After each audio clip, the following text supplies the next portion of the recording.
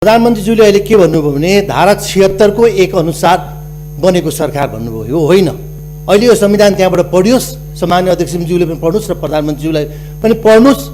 76 अनुसार बनेको होइन, नेकपा माओवादी र नेकपा एमालेको संयुक्त सरकार धारा 2 अन्तर्गत बन्यो र धारा 5 लाई प्रयोग नगरिकन धारा 5 को प्रयोग नगरिकन धारा 7 प्रयोग गरेर प्रधानमन्त्री जानुभएको छ। त्यसकारण संसदले बनाउने अर्को संवैधानिक अर्को सरकार बनाउने सम्भावना हुँदाहुँदै यो कदम प्रधानमन्त्रीले किन चाल्नुभयो?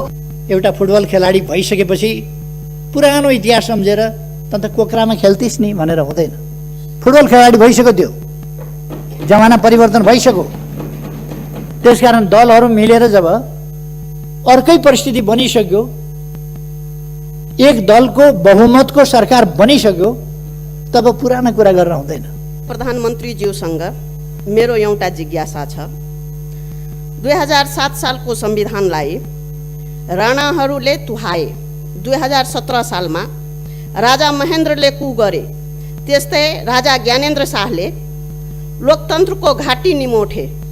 ठ्याक्कै त्यही रोड म्याप बमोजिम तपाईले पनि प्रतिनिधि सभा विघटन गरी अहिलेका सम्पूर्ण उपलब्धिहरू नाश हुने गरी तरबार झुन्ज्याउनु भएको छ, जसको प्रतिकार यसै सदनबाट प्रतिनिधि सभा पुनर्स्थापनाको पनि जोरदार माग गर्दछु। यसमा तपाईँ के भन्न चाहनुहुन्छ? 7 सालको संविधान कसले खायो भन्नुभयो, मलाई अचम्म लाग्यो। 7 सालको अन्तरिम संविधान, त्यो अन्तरिम संविधान कुनै जनताले बनाएको संविधान थिएन। संविधान च्यातेर निर्वाचन कसरी हुन्छ? नहर भत्काएर रोपाइँ गर्न जा भने जस्तो भएन। नहर नबनेसम्म रोपाइँ हुन सक्दैन। संविधान बच्चे चुनावमा जाउँला, चुनाव त राजाले पनि गर्छु भनेका थिए। जमिन खोजेको चित्र बाँड्नु भयो, चुचे जमिन ल्याउन नसकेर संसद भङ्ग गर्नुभएको हो। जतिसुकै तर्क गरे पनि संसद विघटन अलोकतान्त्रिक र असंवैधानिक छ, अत्यन्तै खेदजनक छ। गेस पेपर पढेर भएन, प्रधानमन्त्रीज्यू संविधान पढ्नु पर्यो। संविधान मलाई नराम्रो लागेन, साथीहरूले अलिकति आलोचना गर्नुभयो। असंवैधानिक विघटनको घोर विरोध, घोर भर्त्सना गर्दछु भनेर दलले बोल्न लागेको छ मान्यजीहरूलाई। कमला पन्तको बलात्कारी खै भन्ने टी सर्ट लगाएकोलाई समातियो। अब के संविधानको मौलिक हक अन्तर्गत धारा 17 पनि विघटन भएको उहाँले महाराज घोषणा गरियोस् भनेर राष्ट्रपति कहाँ पठाउनु होला? राष्ट्रपतिले त्यो विज्ञप्ति जारी गर्नु होला? के हामीले राष्ट्रपति महाराज भनेर मान्ने? पठाइभरि कुन दुनियाँमा हुनुहुन्छ? राष्ट्रपतिलाई हामीले जम्मी प्रधानमन्त्रीले गरेको सिफारिस अनुसार लाछाप लाउने मात्रै हिसाबमा एउटा सेरेमोनियल रूपमा राष्ट्रपति राखेका छौँ। अनि राष्ट्रपतिले के एक्टिभ राष्ट्रपति चाहियो हामीलाई? तरक अध्यक्ष फलानालाई छोडिदिएको भएदेखि भइहाल्थ्यो भनेर किन छोडिदिने त्यो थाहा छैन। किन छोड्ने, कसलाई छोड्ने? यो दान हो र? कमण्डल थाप्ने बित्तिकै लौ भनेर दिने? यो मोहर सिक्का हो प्रधानमन्त्रीको जिम्मेवारी भनेको? यो जनताले सुम्पिएको अभिभारा हो, जो जुनसुकैलाई, जस्तोसुकैलाई, जुनसुकै विधिबाट सुम्पन सकिँदैन। त्यसकारण मैले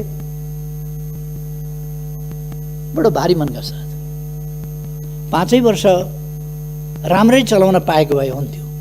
के बेहुलीको लोकप्रियताको ग्राफ जिरोमा झऱ्यो? जिरोमा झरेछ कि माइनसमा गएछ कि प्लसमा गएछ? निर्वाचनमा हेरौँ न।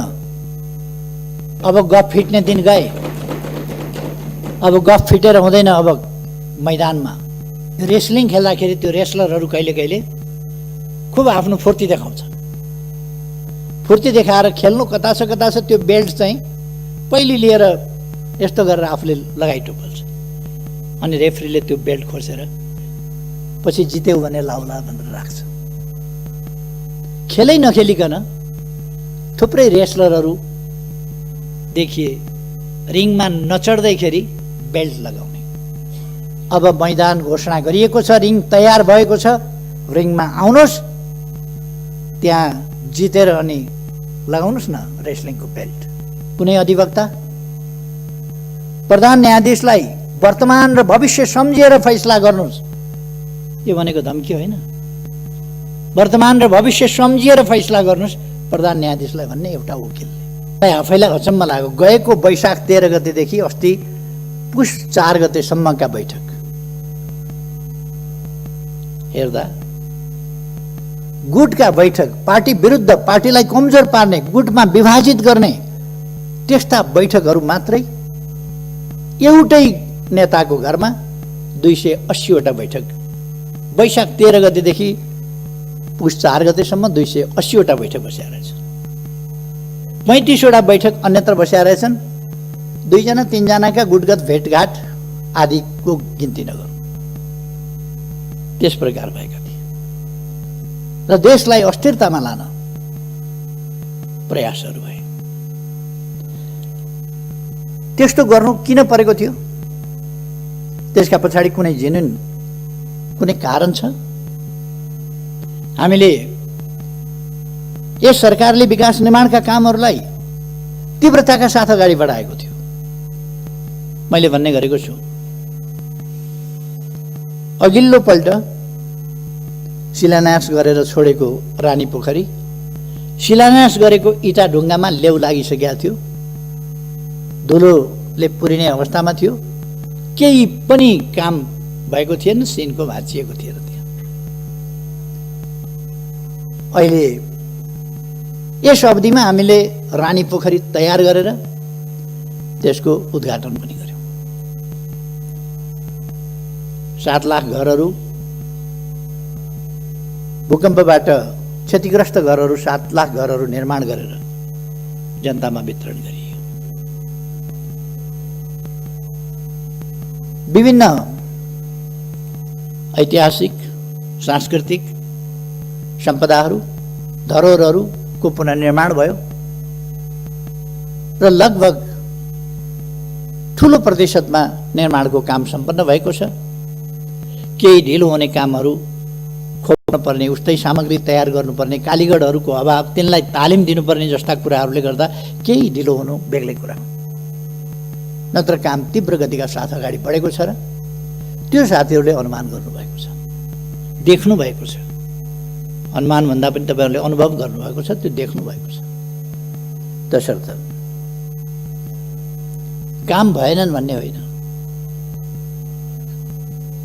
धरहराको निर्माण सम्पन्न हुने बिन्दुतिर पुगिरहेको छ, साथीहरूले देख्नुभएको छ। काठमाडौँको बाटाहरू, काठमाडौँ सहरको ब्युटिफिकेसन, सौन्दर्यीकरणदेखि लिएर अरू कामहरू देख्नुभएको छ। यस बीचमा यो सरकार बन्नभन्दा अगाडि तराईमा कोही पनि ढलको व्यवस्था थिएन। अहिले 100 किलोमिटर ढलको व्यवस्था गरिएको छ र तराईका सहरहरू सफा राख्ने काम भएको छ। विराटनगर, जनकपुर, अनेक सहरहरूमा ढलको कामहरू विस्तार भएको छ। गएको आर्थिक वर्षमा मात्रै लगभग 6000 हेक्टर जमिनमा थप सिँचाइको प्रबन्ध भएको छ। विद्युतीकरण 92% भन्दा बढी विद्युतीकरण भएको छ विभिन्न ढङ्गले। सडकहरू गएको एक आर्थिक वर्षको कुरा गर्ने हो भने कोभिडले 4 महिना, अन्तिमका 4 महिनाहरू कोभिडले बर्बाद गर्यो, तैपनि 979 किलोमिटर सडक कालोपत्र गएको वर्ष मात्रै भएको छ। जम्मा 4500 भन्दा बढी किलोमिटर कालोपत्र भएको छ। डबल लेन, 4 लेन र 6 लेनका बाटाहरू, काफी कामहरू भएका छन्। कृषिको आधुनिकीकरणको सम्बन्धमा, व्यावसायिकीकरणको सम्बन्धमा कामहरू भएका छन्। त्यसलाई कार्यान्वयन गर्नका लागि विभिन्न देशहरूसँग हामीले सम्झौताहरू गरेका छौँ। त्यसको आधुनिकीकरण, कृषिको आधुनिकीकरणको सम्बन्धमा अहिले केही दिन अगाडि मात्रै ऊर्जा सचिवको नेतृत्वमा भारत गएको टिमबाट महाकाली नदीबाट गएको शारदा नहरबाट चाँदनी दोधारामा 10 क्युमेक्स पानी सिँचाइका लागि दिने जुन हामीले उहिले सहमति सम्झौता गरेका थियौँ, एकीकृत महाकाली सन्धिमा पारेर त्यसको अब कार्यान्वयन हुनका लागि 6 महिनाभित्र डिपिआर तयार गर्ने र 6 महिनाभित्र हेडवर्क सुरु गरेर अनि नहर सुरु गरेर चाँदनी दोधाराको सिँचाइ गर्ने भनेका छौँ। त्यहाँ हामीले चाँदनी दोधारामै सुक्खा बन्दरगाहको व्यवस्था गरेका छौँ। सुदूरपश्चिममा हामीले दैजीमा औद्योगिक क्षेत्र, बाँकीको कोलपुरभन्दा माथि 9 बस्तामा औद्योगिक क्षेत्र, यस्ता थुप्रै औद्योगिक क्षेत्रहरू हरेक प्रदेशमा औद्योगिक क्षेत्रहरूको विस्तार र निर्माण त्यो गरिएको छ। यी कुरा सबैलाई थाहा छ। शिक्षाको क्षेत्रमा, स्वास्थ्यका क्षेत्रमा कति प्रगति भएको छ भन्ने कुरा सबै साथीहरूलाई थाहा छ। अहिले भर्ना दर कति पुगेको छ यो पनि साथीहरूलाई थाहा छ। अहिले ड्रप आउट, विद्यालयबाट बाहिरिनेको सङ्ख्या कसरी घटेको छ त्यो पनि थाहा छ। छात्रा र छात्राहरूको अनुपात बराबरीको स्थितिमा पुगेको छ। यो साधारण सामाजिक जागरणको क्षेत्रमा, उत्थानको क्षेत्रमा, जेन्डर इक्वालिटीको सन्दर्भमा वा सामाजिक न्यायको सन्दर्भमा, सामाजिक समानताको सन्दर्भमा यो सानो उपलब्धि होइन। पिछडिएका क्षेत्रहरू, पिछडिएका जाति समुदायका बालबालिकाहरूको पढाइ, यसमा के परिवर्तन आएको छ र त्यस सम्बन्धमा सरकारले के गरेको छ भन्ने कुरा सबैलाई थाहा छ। देख्न सबैले देखेको छ, देखेर पनि नदेखे चाहिँ गर्नु वा देखियो भने छोप्न सकिएन भने देखिन्छ भनेर अर्कोतिर मुन्टो फर्काएर हिँड्नु बेग्लै कुरा हो, अनि केही पनि गरेन भन्नु बेग्लै कुरा हो। तर कामहरू भएका छन्, असाधारण ढङ्गले काम भएको छ, ऐतिहासिक ढङ्गले काम भएको छ, द्रुततर गतिमा काम भएको छ। यसरी काम नेपालमा यसभन्दा अगाडि कहिले पनि भएको थिएन। तथ्यहरूले बताउँछ, आँकडाहरूले बताउँछ, त्यसरी काम भएको छ। मैले अघि भने चाँदनी दोधाराको सिँचाइ, त्यसको हामीले बन्दोबस्त गरेका छौँ। अरू पञ्चेश्वर परियोजना कार्यान्वयनका लागि आम रूपमा सहमति भएको छ। अब एउटा मात्रै मुद्दामा छलफल भइरहेको छ, त्यो लोअर शारदा। लोअर शारदामा अगाडिदेखि भारतले बाँध बाँधेर महाकाली नदीलाई तल पुगेपछि शारदा भनिन्छ, त्यहाँबाट कर्णाली नदीलाई तल पुगेपछि घागरा भनिन्छ, त्यहाँबाट घागराबाट पनि पानी लगेको छ र शारदाबाट पनि पानी लगेको छ, अथवा महाकाली र कर्णाली दुवै नदीबाट पानी लाने गरेको छ त्यसमा। र त्यसलाई उसले अग्राधिकार आफ्नो हुनुपर्छ। हामीले पहिले तल्लो तटीय राष्ट्रको पहिलेको प्रयोगलाई मान्यता दिने त्यो हक हामीले पाउनुपर्छ भनेर भारतले भनिरहेको छ र हामी त्यसको असर के पर्छ भन्ने कुराहरूको छलफल गरिरहेका छौँ। यो एउटा छलफलको विषय चलिरहेको छ। अरू विषयहरू लगभग मूल विषयहरू टुङ्गिएका छन्। तसर्थ हामी विभिन्न ढङ्गले अगाडि बढेका छौँ। कतिपय मानिसहरूले मलाई सोध्ने गर्छन्, तपाईँ प्रधानमन्त्री भएपछि भारतसँगको सम्बन्धमा व्यापक छलफल किन हुन्छ, बेसरी बहस किन हुन्छ, तपाईँ प्रधानमन्त्री भएपछि नै किन हुन्छ?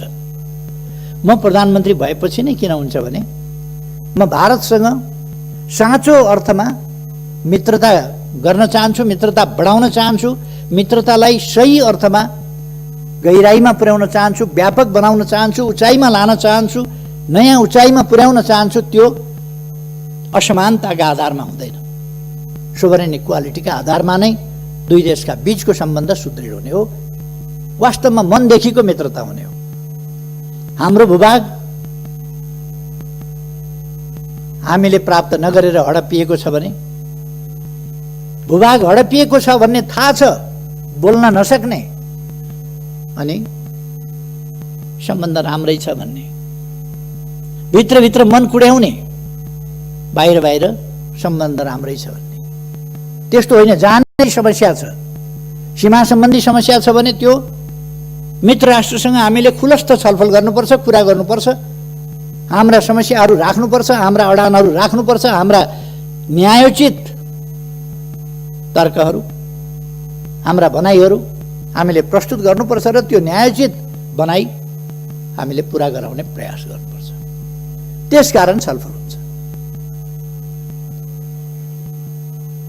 1928 देखि शारदा क्यानलबाट, शारदा नहरबाट उत्तराखण्ड र उत्तर प्रदेशको सिँचाइका लागि पानी गइराखेको छ 1928 देखि। अब 92 वर्षबाट 93 वर्षबाट हाम्रो खेतको सिरानबाट हाम्रो आधा हक भएको खोलाबाट पानी लगिएको छ। हाम्रो भूमि बाँझै छ, त्यो भूमिमा सिँचाइ हुनुपर्छ भनेर बोल्न नसक्ने, अनि त्यो भूमिमा सिँचाइ हुनुपर्छ भनेर वार्ता गर्दा तपाईँकै पालामा बहस किन हुन्छ? बढी बोलेर सम्बन्ध बिगार्यो भन्ने, अनि मुख ढालेर बस्ने, हाम्रो खेत बाँझो हुने, हाम्रो पानी हाम्रो खेतको सिरानबाट जाँदा हामीले हाम्रा खेतमा पानी चाहियो भन्न नसक्ने,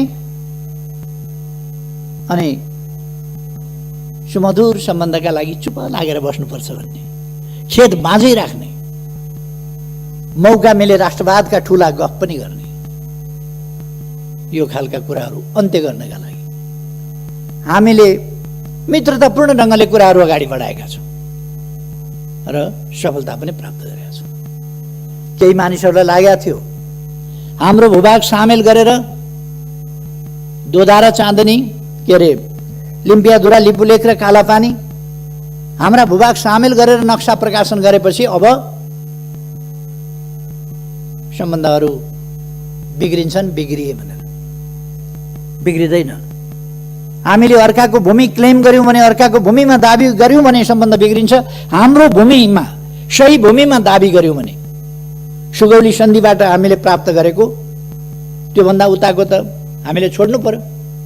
त्योभन्दा अगाडि कुमाउँ गढवालसम्म हाम्रो थियो, तर सुगौली सन्धि हामीले गरेपछि महाकाली पूर्वको मात्रै हाम्रो भूभाग भयो। 1816 देखि,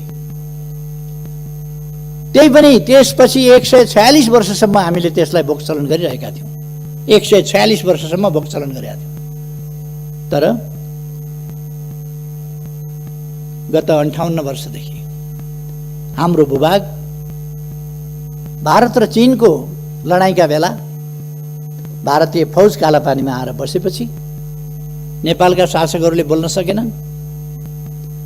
लिपुलेख र लिम्पियाधुरा त्यसको पारिपट्टि पर्यो, कालापानीमा फौज छ।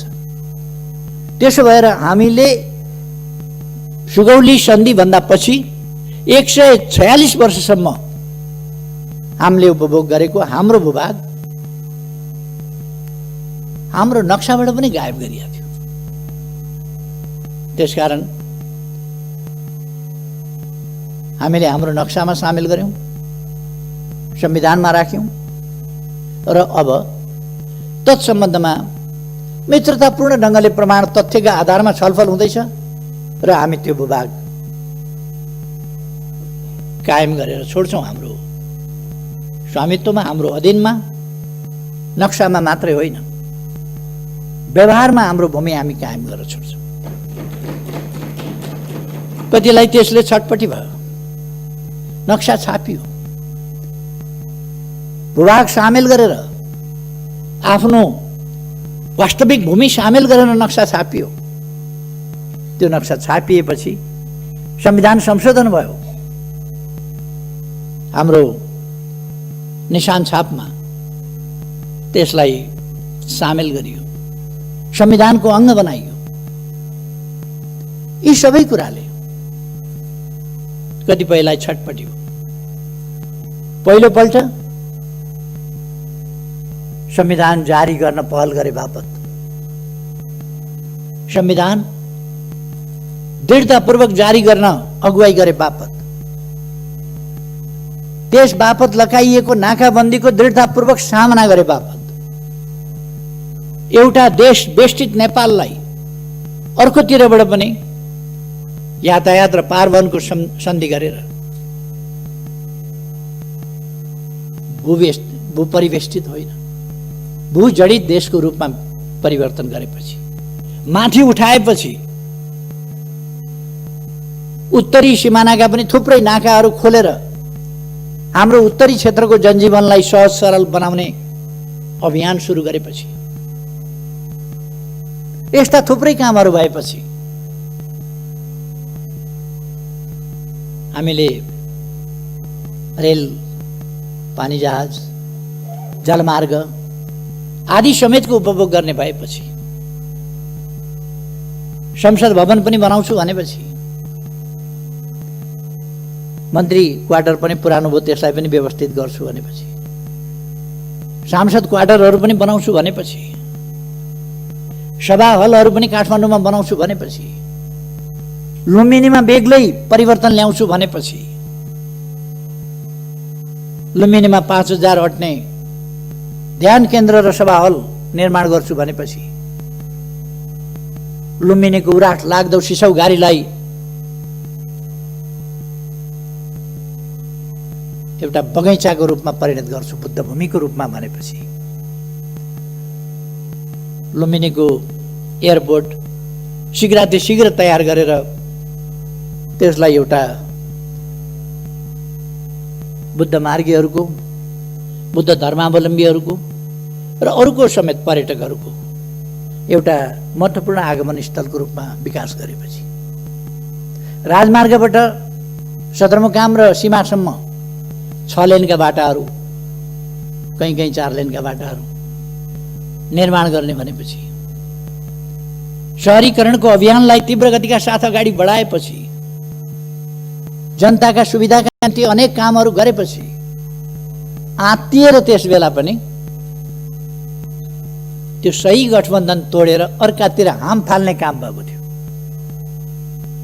र त्यो सरकार ढाल्न पर्ने कारण कसैले बताओस्, त्यो सरकार ढाल्न पर्ने उचित कारण के थियो? थियो कारण सही नसक्नु भएको विकास निर्माणले गर्दा, देशले छलाङ मारेकोले गर्दा भन्दा क्रमभङ्ग त भएको थियो नि, छलाङ त मारेको थियो नि, तर त्यसले महाविपत्तितिर देशलाई लगेको थिएन, त्यसकारण आपद पर्यो र त्यो सरकार ढालिएको थियो। यसपल्ट पनि विकास निर्माणका कामहरू तीव्रताका साथ हुँदैछन्। तातो पानी बाटो बन्दैछ, केरुङतिर अब टनेलबाट पनि जाने, टनेल मार्गको पनि सर्वे भइरहेको छ। टनेल मार्गबाट पनि हामी केरुङ जान्छौँ र 1 घण्टाभित्र अब चिनिया बोर्डरमा जान्छौँ। कुनै पनि समयमा आवागमन अवरुद्ध नहुने किमाथाङ्काको बाटो हामी तयार गर्दैछौँ, ओलाङचुङ घोलाको बाटो हामी तयार गर्दैछौँ, महाकाली करिडरको बाटो हामी तयारी गर्दैछौँ।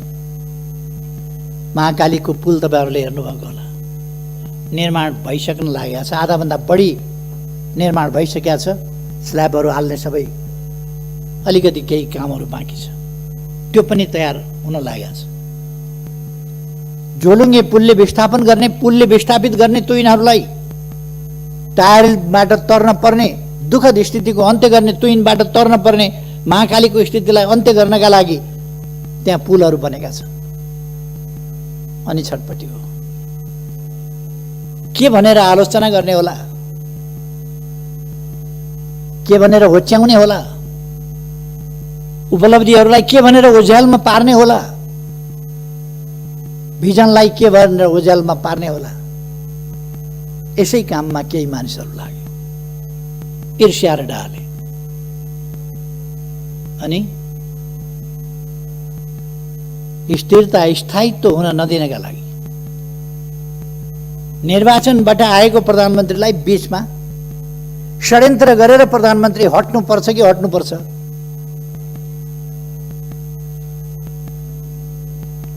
म धेरै केही नभनौँ,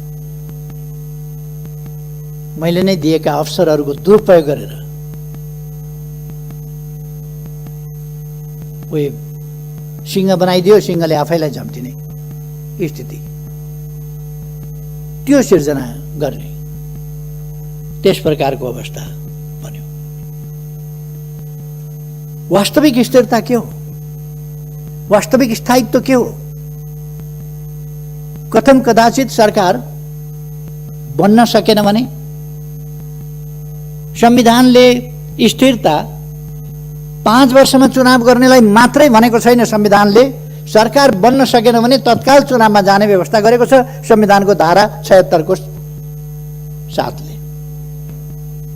तत्काल चुनावमा जाने व्यवस्था गरेको छ। सरकार बनेन भने, बहुमत कसैको आएन भने, 2 वा 2 भन्दा बढी दलहरू मिलेर सरकार बनेन भने, अनि प्रमुख पार्टीले सरकार बनाउन सकेन वा विश्वासको मत प्राप्त गर्न सकेन भने, अथवा कुनै व्यक्तिले भरपर्दो ढङ्गले आधार लिएर गएर राष्ट्रपति कहाँबाट प्रधानमन्त्रीत्व लिएर आयो भने पनि 1 महिनामा विश्वासको मत प्राप्त गर्न सकेन भने उनले, प्रधानमन्त्रीले अल्पमतको मात्रै होइन, अल्पमतकोले पनि, एउटा इन्डिभिजुअल प्रधानमन्त्रीले पनि, पार्टी बिनाको पनि हुन सक्छ, एउटा व्यक्ति सांसदले, दलको नेताले होइन, व्यक्ति सांसदले पनि यदि विश्वासको मत प्राप्त गर्न सकेन भने उसको सिफारिसमा राष्ट्रपतिद्वारा संसद विघटन हुन्छ र नयाँ प्रतिनिधि सभा निर्वाचनका लागि मिति तोकिन्छ, नयाँ मिति तोकिन्छ संविधानको धारा 76 को साथ। त्यसकारण चुनाव हुनु अस्थिरता होइन, अस्थिरता संविधान कार्यान्वयन सही ढङ्गले हुनु नहुनु हो। संवैधानिक बाटोबाट जाँदाखेरि अस्थिरता बनिँदैन। अस्थिरता त्यति बेला हुन्छ बाह्य शक्तिको इशारामा, बाह्य शक्तिको स्वार्थमा जब देशका शक्तिहरू गोटी बन्न थाल्छन् र राष्ट्रिय राजनीतिलाई अस्थिरतातर्फ धकेल्न थाल्छन्, अस्वस्थतातर्फ धकेल्न थाल्छन्, विकास निर्माणका काममा व्यवधान पुर्याउन थाल्छन् र निर्वाचित प्रधानमन्त्रीलाई काम गर्न नदिने, अप्ठ्यारो पार्ने स्थितिमा जान थाल्छन् र त्यस्तो स्थितिमा निरीह हुनुपर्ने स्थिति आउँछ। परिवर्तन उनीहरूले गर्न सक्छन्, हो त्यस्तो स्थिति स्थायित्वको स्थिति होइन, स्थिरताको स्थिति होइन। अहिले स्थिरताको स्थिति हो, कसैले पनि प्रधानमन्त्री हटाउन सकेन, चाहेर पनि हटाउन सकेन। यो स्थिरताको स्थिति हो, स्थायित्वको स्थिति हो। कसैले चाहेर पनि फेरबदल गर्न सकेन। यो स्थिरता र स्थायित्वको स्थिति हो। कतिको भनाइ हुन सक्छ केपी ओलीले सडकको अध्यक्ष फलानालाई छोडिदिएको भएदेखि भइहाल्थ्यो भनेर। किन छोडिदिने त्यो थाहा छैन। किन छोड्ने, कसलाई छोड्ने? यो दान हो र कमण्डल थाप्ने बित्तिकै लौ भन्न दिने? यो मोहर सिक्का हो प्रधानमन्त्रीको जिम्मेवारी भनेको। यो जनताले सुम्पिएको अभिभारा हो जो जुनसुकैलाई, जस्तोसुकैलाई, जुनसुकै विधिबाट सुम्पन सकिँदैन। त्यसकारण मैले बडो भारी मनका साथ 5 वर्ष राम्रै चलाउन पाएको भए हुन्थ्यो, तर अस्वस्थ गतिविधिका साथ कोही अध्यक्ष छोड बनाएको छ, कोही के बनाएको छ, प्रायोजित अनेक लगानीका सञ्चार माध्यमहरू प्रयोग गरेका छ, केही त्यस्तै खालका बुद्धिजीवीहरूको एउटा झुन्डलाई प्रयोग गरेका छ र देशमा अस्थिरता फिजाउने प्रयास, साझा प्रयास ती भइरहेको छ।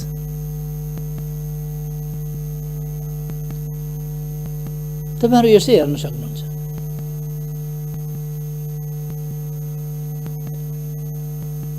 सञ्चार माध्यमहरूमा हेर्न सक्नुहुन्छ। विशाल सभाहरूको फोटो उसले छाप्दैन।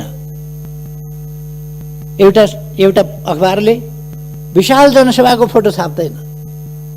अनि सरकार विरोधी केही जमात यसो देखियो भने त्यो जमातको चाहिँ हाइलाइट गरेर फोटो छाप्छ। सबै देखिएको छ नि। यो अस्थिरता सिर्जना गर्ने प्रयास हो, जसलाई प्रतिनिधि सभा विघटनबाट रोकिएको छ र ताजा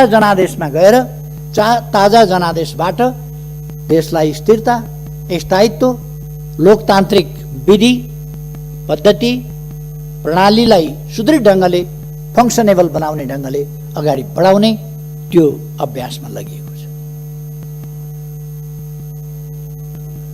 कतिले गैर जिम्मेवार भन्ने अभिव्यक्ति दिएको मैले सुनेको छु। के हो जिम्मेवार भनेको? शब्दको अर्थ हुन्छ कि हुँदैन? डिक्सनरी पल्टाएर हेरे पनि हुन्छ नि शब्द के भन्छ गैर जिम्मेवार भने के हो। मैले बिल्कुल जिम्मेवारी बोधका साथ यो लोकतन्त्र ल्याउन नेपाली जनताले जति बलिदान गरेको छ, जति हण्डर ठोक्कर खाएको छ, जति पसिना बगाएको छ, जति यातना सहेको छ, जति क्षति बेहोरेको छ, त्यो सबै बलिदान र क्षतिहरूको हिसाब गरेर, देखेर, हेरेर त्यसका उपलब्धिहरूको रक्षा गर्नुपर्छ। त्यसका उपलब्धिहरूलाई खेर जान दिनु हुँदैन। केही पद लोलुप मान्छेहरूका आत्मकेन्द्रित स्वार्थी क्रियाकलापहरूलाई हावी हुन दिएर देशमा लोकतन्त्रलाई डिरेल गर्न दिनु हुँदैन। सही बाटोबाट, सही मार्गबाट अन्यत्र जान दिनु हुँदैन भनेर नै प्रतिनिधि सभा विघटन गर्नु पर्यो। गैर जिम्मेवार कसरी हो? के हो गैर जिम्मेवार भने? बिल्कुल जिम्मेवारीका साथ, कर्तव्य बोधका साथ यो काम गरियो। निर्वाचनमा जाउँ, कतिपयले भने के बेहुलीको लोकप्रियताको ग्राफ जिरोमा झर्यो। जिरोमा झरेछ कि माइनसमा गएछ कि प्लसमा गएछ? निर्वाचनमा हेरौँ न। अब गफ फिट्ने दिन गए। अब गफ फिटेर हुँदैन। अब मैदानमा मैले कतिपय ठाउँमा बोल्दाखेरि भन्ने गरेको छु, यो रेस्लिङ खेल्दाखेरि त्यो रेस्लरहरू कहिले कहिले खुब आफ्नो फुर्ती देखाउँछ। फुर्ती देखाएर खेल्नु कता छ त्यो बेल्ट चाहिँ पहिले लिएर यस्तो गरेर आफूले लगाइटोपल्छ, अनि रेफ्रीले त्यो बेल्ट खोसेर पछि जित्यौ भने लाउला भनेर राख्छ। खेलै नखेलिकन थुप्रै रेस्लरहरू देखिए रिङमा नचढ्दैखेरि बेल्ट लगाउने।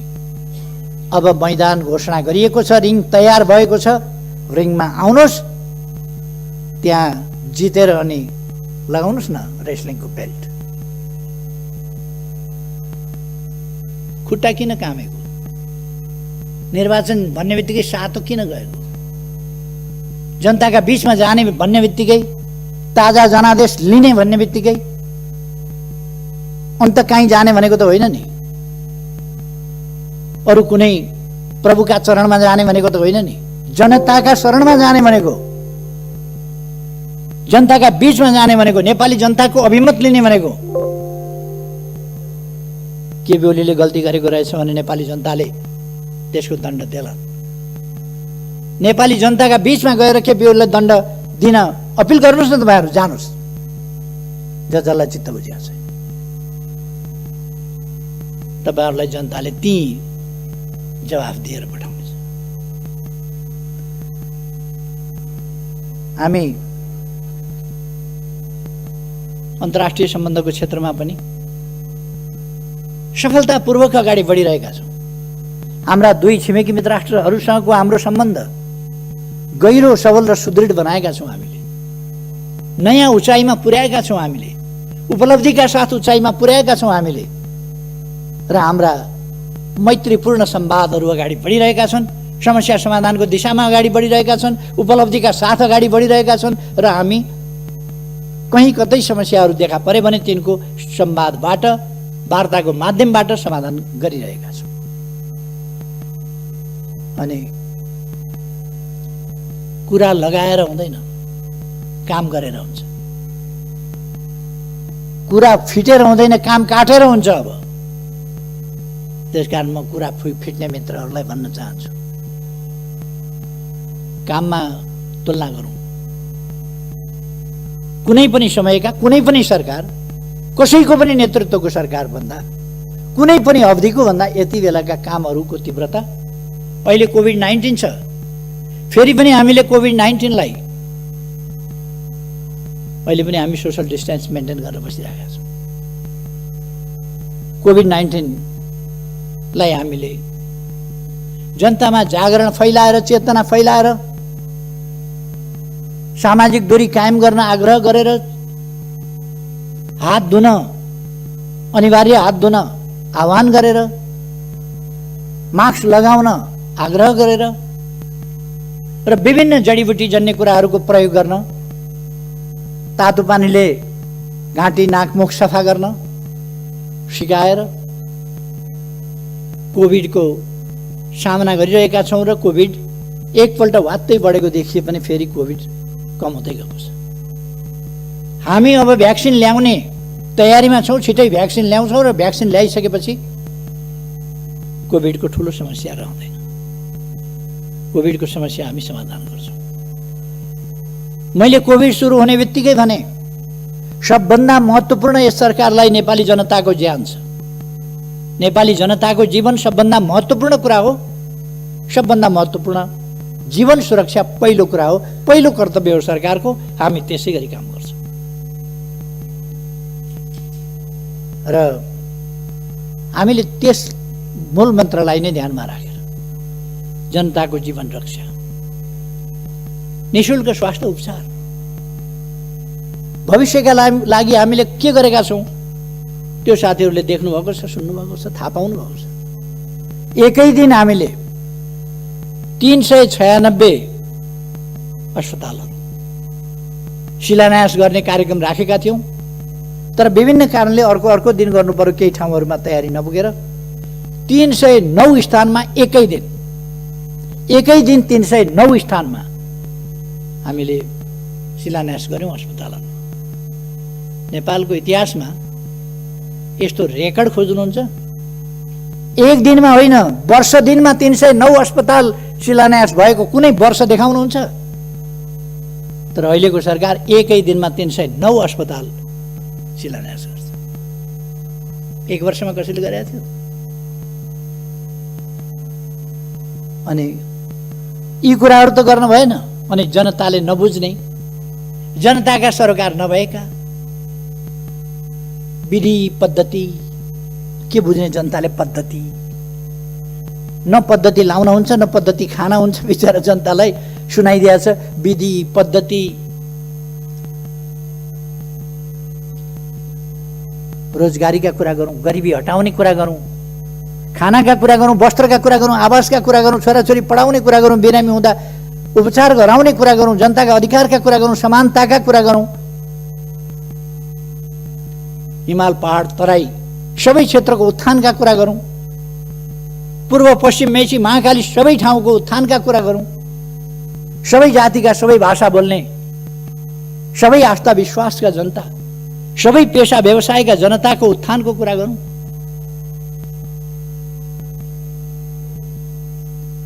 छाउबडी प्रथाबाट महिलाहरूलाई मुक्त गरौँ, समानताका अधिकारतर्फ, महिला सशक्तिकरणको बाटोबाट, महिला शिक्षाको बाटोबाट, सामाजिकरणको बाटोबाट, सहभागिताको बाटोबाट महिलाहरूको आत्मविकास, क्षमता र आत्मविश्वास विकास गर्दै सहभागिता वृद्धि गरौँ, अनि मात्रै हामी देश विकास गर्न सक्छौँ। देशका सबै जनतालाई सक्षम बनाऊ। हाम्रा भविष्य बालबालिकाहरूको विशेष हेरचाह गरौँ। त्यसकारण सरकारले बालबालिकाको हेरचाहका लागि गर्भावस्थादेखि जीवन पर्यन्त विभिन्न प्रकारका कार्यक्रमहरू ल्याएको छ। अहिले समय अभावमा म ती सबै कुराहरूमा जान चाहन्न। सरकारले गरेको छ अनेक कार्यक्रमहरू यहाँहरूले देख्नु भएको छ। हामीले जाति जनजातिहरूका भावनाहरूको सम्मान गरेका छौँ। आज मात्रै बसेको मन्त्री परिषद बैठकले माघीको दिनलाई एउटा राष्ट्रिय उत्सवको रूपमा मनाउन माघीको दिन सार्वजनिक बिदा दिने निर्णय गरेको छ। यो खालि थारू जातिको लागि मात्रै होइन, अरू अनेक जात जातिहरूका लागि माघे सङ्क्रान्ति सबैले मनाउँछ र थारू जातिका लागि, अरू कतिपय जातिहरूका लागि यो विशेष चाड हो, विशेष पर्व हो। त्यसकारण हामीले माघीको बिदा गर्न गएका छौँ। अथवा जनताको भावनाप्रति, जनताका समस्याप्रति, जनताको आस्थाप्रति यो सरकार अत्यन्तै संवेदनशील छ, सजग छ र त्यसमा क्रियाशील पनि छ। तसर्थ म आग्रह गर्न चाहन्छु, कुनै भ्रममा पर्नुपर्ने जरुरी छैन। केही आरोपहरू मान्छेहरूले उछालेका छन्, यो विघटन असंवैधानिक छ भनेर, संविधान विपरीत छ भनेर। त्यस्ता मान्छेहरूलाई म संविधान राम्ररी पढ्न सुझाव दिन चाहन्छु। कमसेकम संविधान पढ्नुहोस् अनि संविधान सम्मत छ कि छैन भन्ने बहसमा उत्रिनुहोस्। संविधान सम्मत छ कि छैन भन्ने कुरा आग्रहपूर्ण ढङ्गले सम्मानित सर्वोच्च अदालतलाई दबाव दिने ढङ्गले, स्वतन्त्र ढङ्गले न्याय निरूपण गर्न बाधा पुर्याउने हिसाबले काम भइरहेका छ। कुनै अधिवक्ता प्रधान न्यायाधीशलाई वर्तमान र भविष्य सम्झिएर फैसला गर्नुहोस्, यो भनेको धम्की होइन। वर्तमान र भविष्य सम्झिएर फैसला गर्नुहोस् प्रधान न्यायाधीशलाई भन्ने एउटा वकिलले अराजकताको पनि हद हुन्छ। केही वर्ष न्यायालयमा जागिर खाने बित्तिकै अहिले पनि आफै न्यायालयमा छु भने जस्तो गरेर केही पूर्व न्यायमूर्तिहरू कस्तो न्याय दिनुभएछ उहाँहरूले आफ्ना समयमा भन्ने मलाई अचम्म लाग्छ। कस्तो न्याय दिनुभयो होला? सडकमा ओर्लिएर न्यायालयलाई, स्वतन्त्र न्यायालयलाई उहाँहरू ललकारिरहनु भएको छ। यस्तो हुन्छ, यस्तो हुँदैन। के सर्वोच्च अदालतमा वकालत नपढिकन पुग्नु भएको छ मान्छे? बिना अनुभव पुग्नु भएको छ मान्छे? के त्यो पत्रकार सम्मेलन गर्ने र वक्तव्यबाजी गर्नेहरूले मात्रै कानुन पढाएको छ, अरूले पढाएको छैन? उहाँहरूले दबाब दिने मनसायले काम गर्नुभएको छ। राजनीतिक पक्षधारताको हिसाबले काम गर्नुभएको छ। स्वतन्त्र देखिने, नागरिक समाज भनिने, बुद्धिजीवी भनिने अनि पक्षधर्ताका साथ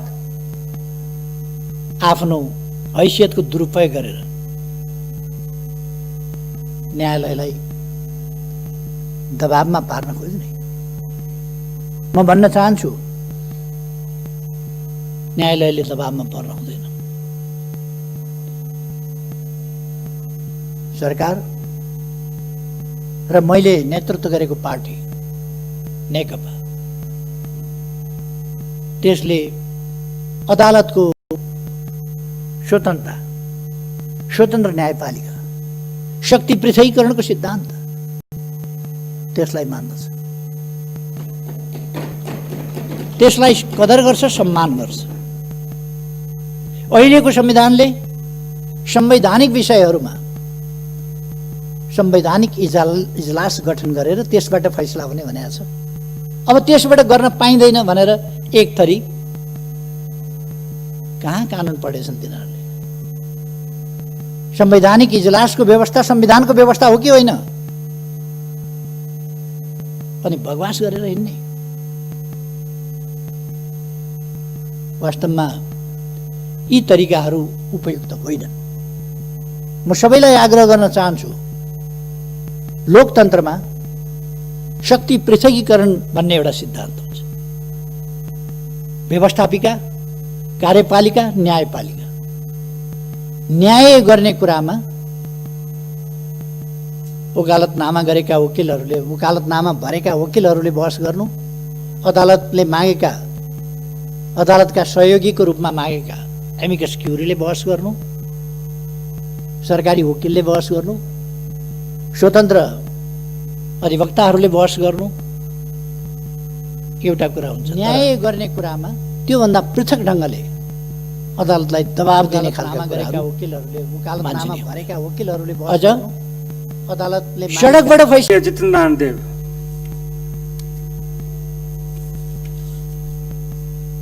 सम्माननीय अध्यक्ष महोदय, अहिले भर्खरै राष्ट्रसभाको यो गरिमामय सदनमा सम्माननीय प्रधानमन्त्रीज्यूले देशको राजनीतिक परिस्थितिको बारेमा र संविधानको व्याख्याको सन्दर्भमा जे कुराहरू प्रस्तुत गर्नुभएको छ त्यसप्रति पूर्ण असहमत हुँदै म उहाँलाई धन्यवाद दिन चाहन्छु कि सम्माननीय प्रधानमन्त्रीजी आफै आएर आफ्ना कुरा राखेर यो राष्ट्रसभाको गरिमा र ओज बढाइदिनु भएकोमा। र एउटा प्रश्न सोध्न चाहन्छु सम्माननीय अध्यक्ष महोदय कि सम्माननीय प्रधानमन्त्रीजी आफै दाबी गर्दै हुनुहुन्छ कि नेकपाभित्र पनि र नेकपाको संसदीय दलभित्र उहाँ बहुमतको कमान्ड गर्नुहुन्थ्यो, तर आफ्नै केही साथीहरूले उहाँलाई काम गर्नबाट रोके र पुरै पार्लियामेन्टको 64% उहाँ कमान्ड गर्ने सम्माननीय प्रधानमन्त्रीजी हुनुहुन्थ्यो भन्ने उहाँ दाबी गर्दै हुनुहुन्छ।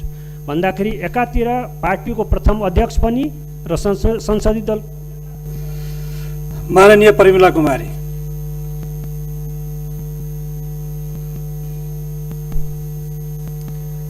सम्माननीय अध्यक्ष महोदय, सम्माननीय प्रधानमन्त्रीज्यूसँग मेरो एउटा जिज्ञासा छ।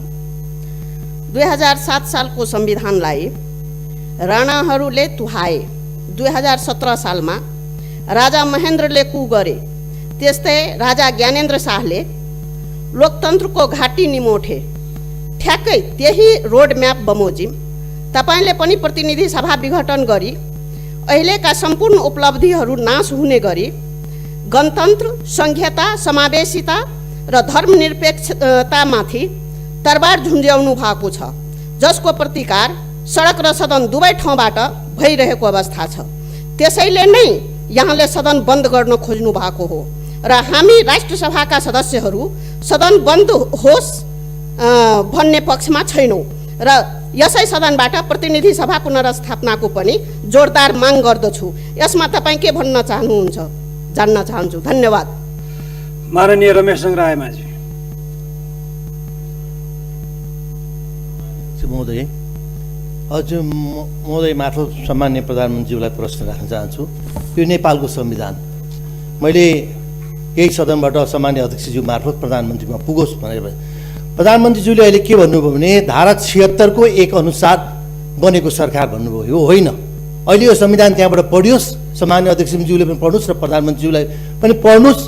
76 अनुसार बनेको होइन। नेकपा माओवादी र नेकपा एमालेको संयुक्त सरकार धारा 2 अन्तर्गत बन्यो र धारा 5 लाई प्रयोग नगरिकन, धारा 5 को प्रयोग नगरिकन धारा 7 प्रयोग गरेर प्रधानमन्त्री जानुभएको छ।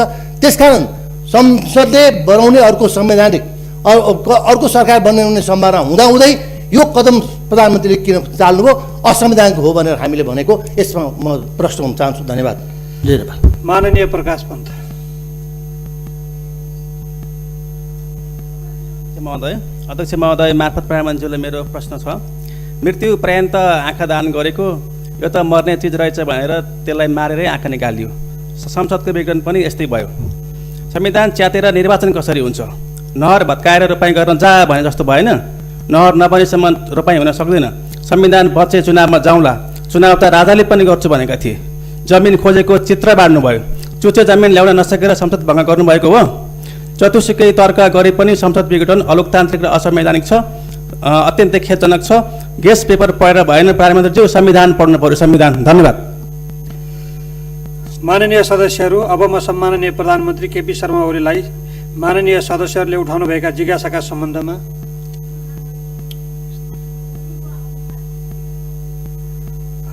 माननीय सदस्यहरू, माननीय अनिता देवकोटालाई म 1 मिनट समय दिन्छु।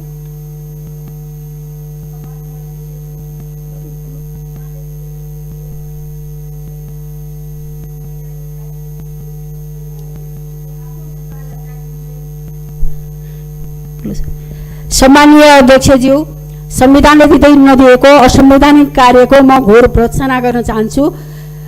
आफ्नो सत्ता यात्रा टुङ्गिँदै गर्दा संसदको घाँटी रेट्न पछाडि नपर्ने प्रधानमन्त्रीले कसरी निर्वाचन गर्छ भनेर म प्रश्न गर्न चाहन्छु। त्यसै गरी धनगढीमा भएको आम सभामा निर्मला पन्तको बलात्कारी खै भन्ने टी सर्ट लगाएकोलाई समातियो।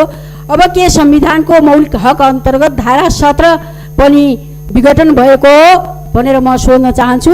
र त्यसै गरी संविधानको 101 मा महा लेखेको छ, 119 मा राज लेखेको छ।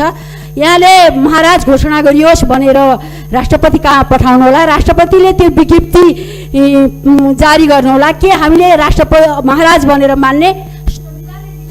माननीय सदस्यहरू, अब म सम्माननीय प्रधानमन्त्री केपी शर्मा ओलीलाई माननीय सदस्यहरूले उठाउनुभएका जिज्ञासाका सम्बन्धमा प्रश्न पार्नका लागि समय उपलब्ध गराउँछु।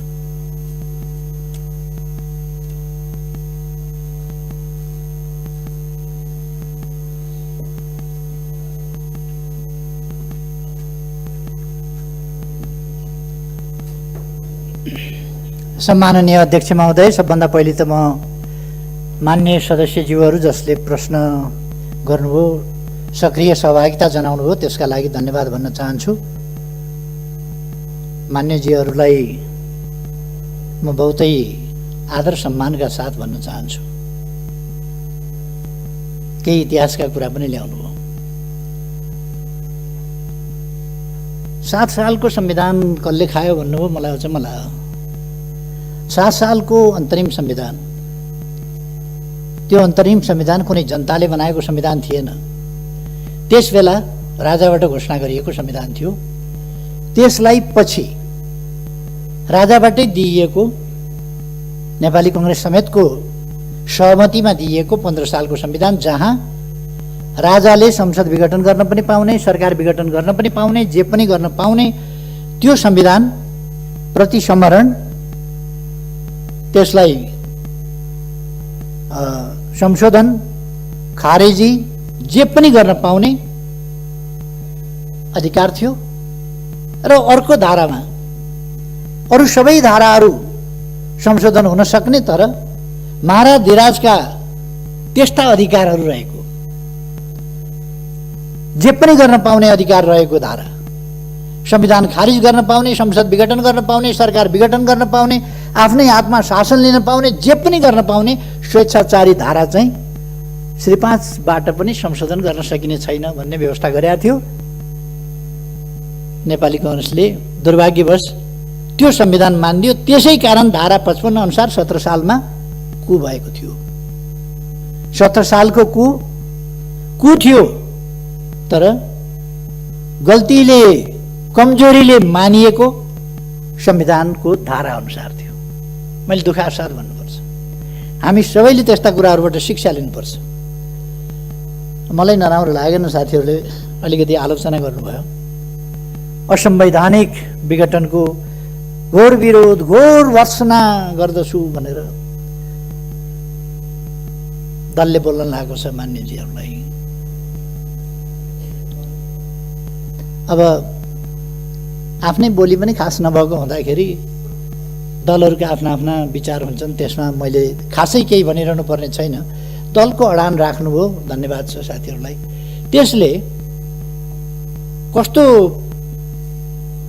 हल्ला फिजाइँदै रहेछ देशमा, कस्ता प्रचार गरिँदै रहेछ देशमा भन्ने कुरा सरकारलाई थाहा हुन्छ, जानकारी हुन्छ। प्रधानमन्त्रीको हिसाबले मलाई पनि जानकारी हुन्छ, त्यसले लाभ नै पुग्छ भन्ने मलाई लाग्छ।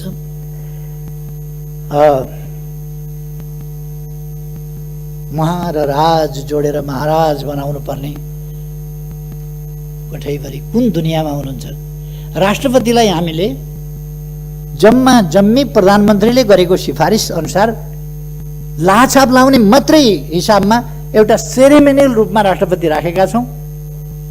अनि राष्ट्रपतिले के एक्टिभ राष्ट्रपति चाहियो हामीलाई? प्रधानमन्त्रीले गरेको सिफारिस नमान्ने, आफ्नै ढङ्गले चल्ने राष्ट्रपति चाहियो हामीलाई? महाराज धिराज जस्तो राष्ट्रपति चाहियो हामीलाई, हुकुम तामेल गर्ने? त्यस्तो राष्ट्रपति हामीले खोजे होइन। हामीले खोजेको सम्मानित राष्ट्रपति भनेको सेरेमोनियल राष्ट्रपति, जसले सम्मानित संस्थाको रूपमा, संविधानको रक्षक र पालकको रूपमा मर्यादामा बसेर काम गर्छ, त्यस्तो राष्ट्रपति खोजिया हो। न कि हामीले संविधान अनुसार नचल्ने, संविधानले तोकेका कर्तव्य पालना नगरेर संविधानभन्दा बाहिर गएर स्वेच्छाचारी ढङ्गले चल्ने राष्ट्रपति अहिलेको संविधानको कुरा पनि होइन र हामीले ल्याएको प्रणालीको कुरा पनि होइन, हाम्रो संविधानको व्यवस्था पनि होइन। त्यसकारण राष्ट्रपतिप्रति केही पुरातनपन्थी सोचका मान्छेहरू, केही मुलुकलाई पछाडि फर्काउन चाहने तत्त्वहरू अथवा आफ्नो संकीर्ण दलीय स्वार्थको हिसाबले राष्ट्रपतिको गरिमामाथि हिलो छ्याप्न खोज्नेहरूले राष्ट्रपतिको विरोध गर्छन्। त्यो हामीले देखि भोगी आएको कुरा हो, त्यसमा म धेरै केही भन्न चाहन्न। मलाई के भन्न मन छ भने फेरि पनि म दोहोऱ्याएर भन्न चाहन्छु,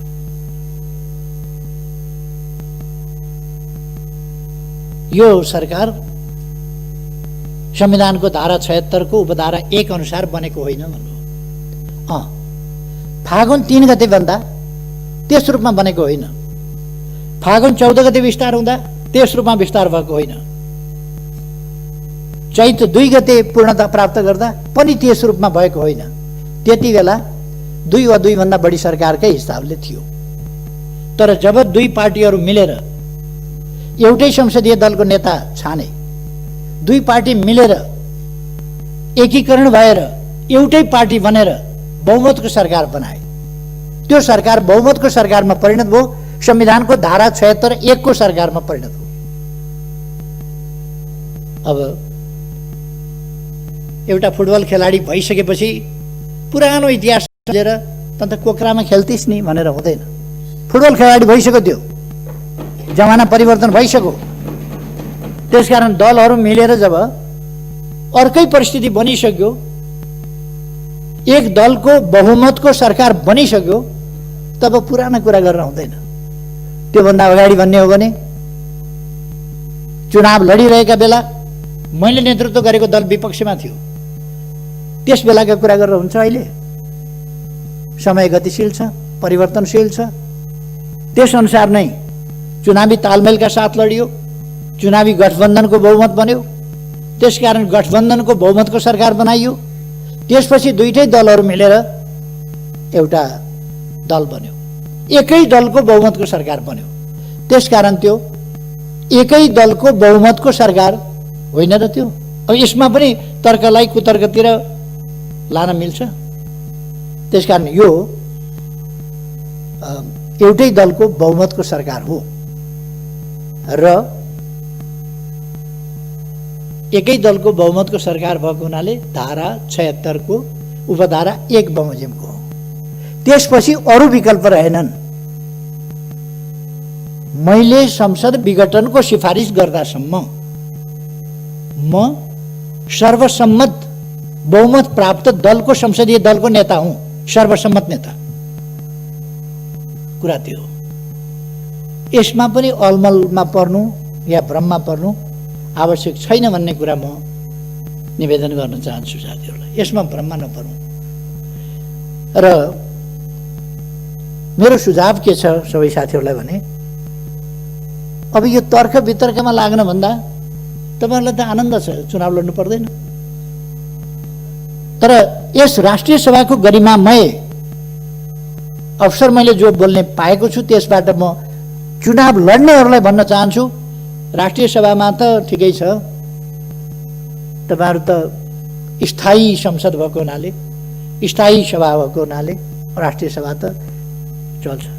प्रतिनिधि सभावाला साथीहरू, अरू तमाम मान्छेहरू, यहाँहरू पनि आफ्नो आफ्नो दलको तर्क गर्ने भन्दा पनि चुनावको तयारीमा लाग्नुहोस् आफ्नो आफ्नो दलको भन्ने मेरो सुझाव छ। मैले धेरै केही भन्नुपर्ला जस्तो लाग्दैन। म साथीहरूलाई हार्दिक धन्यवाद दिन चाहन्छु, सक्रियतापूर्वक सहभागिता जनाउनु भएको छ। खास गरी मैले बोलेको कुरामा कुनै दल विशेषको प्रतिनिधिले असहमति जनायो कि जनाएन भन्ने कुरा दर्ज गर्नका लागि साथीहरूले जुन असहमति जनाउनु भएको छ, स्वाभाविक रूपमा दलीय प्रणालीमा म लिन्छु। त्यसलाई साथीहरूलाई म धन्यवाद दिन्छु। कमसेकम आफ्नो दलको विचार दर्ज गराउनु भयो, धन्यवाद छ। अध्यक्ष महोदयलाई मलाई समय दिनुभएकोमा फेरि धन्यवाद भन्न चाहन्छु। धन्यवाद।